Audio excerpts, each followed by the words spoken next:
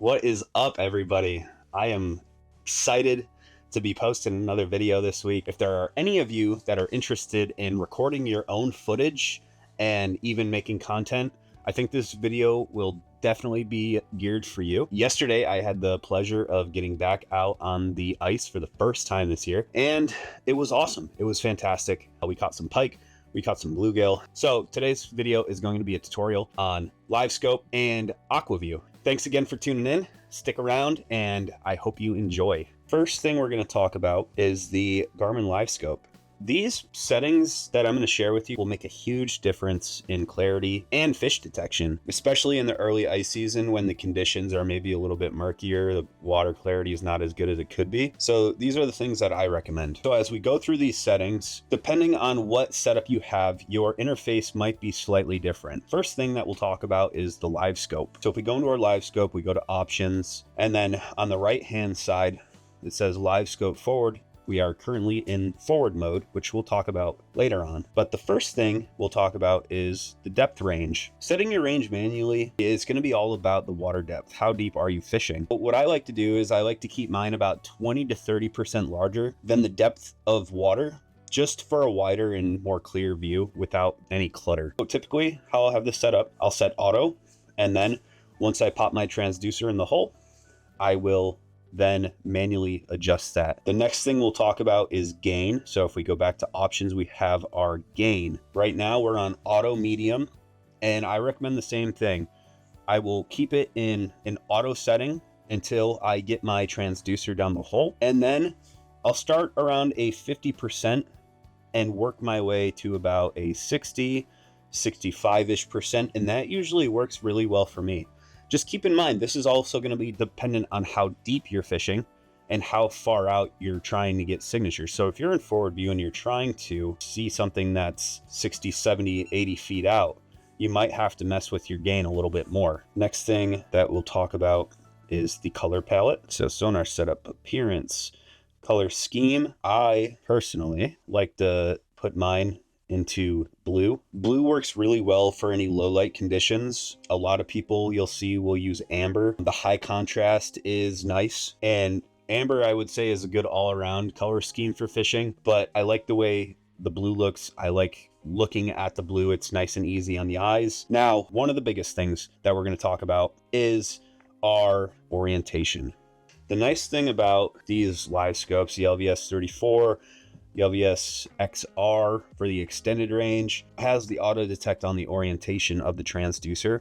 I am typically going to be operating in either forward or down imaging. In forward view, I'm going to be scanning around me, looking for fish or structure. I'm going to be rotating that transducer in the hole. And the best way that I found to do this is just to use a very slow and steady sweeping motion, giving the sonar time to actually scope out those targets. If I'm set up over a spot, I'm not looking to move, I'm typically going to be operating in the down imaging, which I think is best for vertical jigging. You can see fish coming in left and right. You can rotate it to kind of see, to fill in the gaps on that cone. One thing to keep in mind with these setups is, depending on what system you have, you might notice a slight delay in your processing speed. So I actually upgraded my Garmin head display, which has more processing speed. When I bought this LVS 34 and it had the default screen, I did notice that I was having more of a delay that I could notice when I was jigging to when it would actually replicate on the display. So that's something to keep in mind too. The next thing that we'll talk about is this noise reject.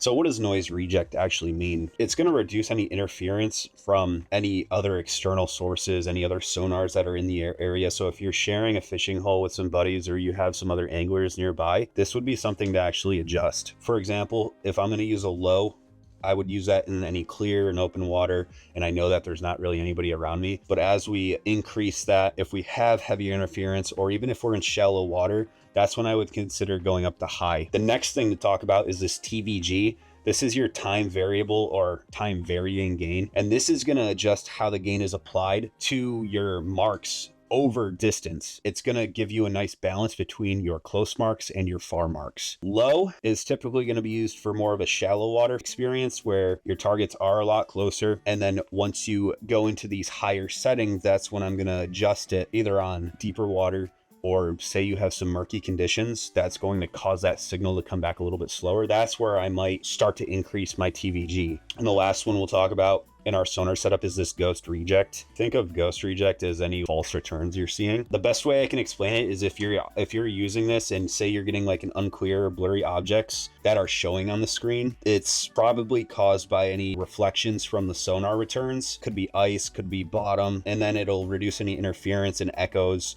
that transducer is receiving. All that this does is it applies a filter to your sonar signal, which helps identify any of those false readings. Really, when we set this to low, it's minimal filtering, and then once we get up to that high setting, this is more of an aggressive filter. So you know that the area you're going to be fishing is going to have a lot of significant or ghosting in this regard. We talked Garmin Livescope, we talked ideal settings.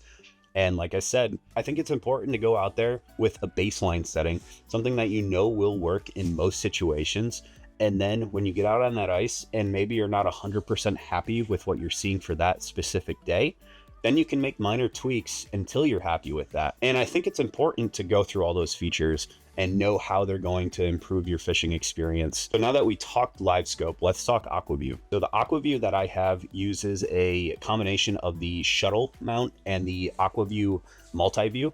And all the multi-view is a box that sits on top of the shuttle. The shuttle itself acts as a spool for about 75 foot of cord that attaches to the HD camera, and then has a standard analog output. If you're using an old school display, it also has an HDMI out that you can hook up to a separate screen. So I do have a TV in here that I would hook it up to if I'm fishing out of the gray wolf. However, if I'm going out in the pop-up and I don't want to use a TV, the Garmin head unit I have actually has an HDMI in to feed that display, that video from the AquaVu into the Livescope. This is the AquaVu. This is the multi-view system. The way this works is this is a combination of the camera power and the shuttle power for the multi-view, which feeds into this cord that has a built-in fuse. And then you also have the power cord, which is currently being powered by my jacker unit. So this is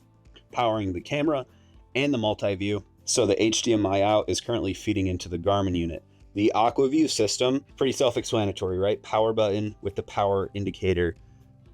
This is going to control the light on your underwater camera. I would adjust based off of clarity. If I know that I have poor water clarity, I'm going to typically keep my light off because it's going to pick up all of those specks in the water, which I don't want. So this will actually change your resolution on your camera.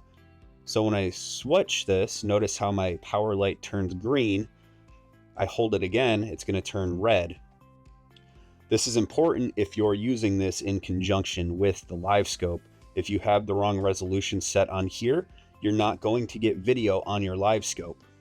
And then the OSD and these FN buttons, I currently don't have use of these. So you have a power input here, which I'm not using, and then I have the analog video out as well if I wanted to use that. So if I go onto my Livescope, I have a few options. So I can set this up as a vessel, and I have it set up as video, which I would go into my video settings. I would hit video setup, and then I would select my HDMI in as my video source. And now I have my AquaVu video set up. The other cool feature is if I go in here and hit combo, I can have my video and my Livescope set up on the same screen. The way I would set this up, I would deploy my underwater camera. I would position this over my bait or my dead stick, whatever it may be. That way I get that downward view on the bait. I can see fish coming up. I also have a perspective of fish coming into the bait, and I can also have an idea with the Livescope feed of fish coming in to my cone. So each has its own benefit. The Livescope is obviously going to give me a mark. Now the camera itself is going to give me an idea of how that fish is reacting to my particular style of jigging. If I'm doing a more passive presentation or an aggressive presentation, I can see exactly how that fish is reacting that day. So by using a combination of both, I can fine tune the style to really get that fish to bite that bait. The last thing I want to talk about in this video is how to record this content. So how I do this is I use an AVerMedia 2 capture card, which has an HDMI in and an HDMI out, along with a micro USB power port with a USB-A. Currently, looking at the setup, it is a bit of a cable disaster, which is a nightmare for me. I absolutely hate that. It's not ideal. But what we can see is we have our HDMI out, our HDMI in, and our micro USB for our power. And then we also have our micro SD card slot.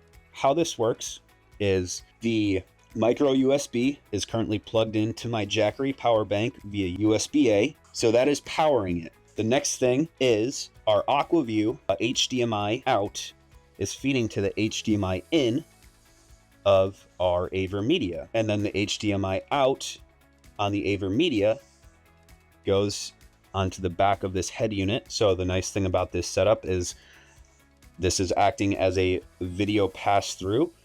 And because I have the micro SD card in here, along with, if I come over to this one, along with having it set on its center setting right here, that's your micro SD setting. As long as it's set up on that, it will record all the video that is being fed into this. And I know it's recording because it's flashing red. If it was on a standby mode and ready to record, it would be a solid blue. I really hope everybody enjoys the video. If you did, be sure to hit that subscribe button, hit that like button, leave a comment. This has been a really cool experience for me. I really enjoy creating these videos. I really hope everybody's taking away something from them. So stay safe and have a fantastic hard water season. Thanks, everyone.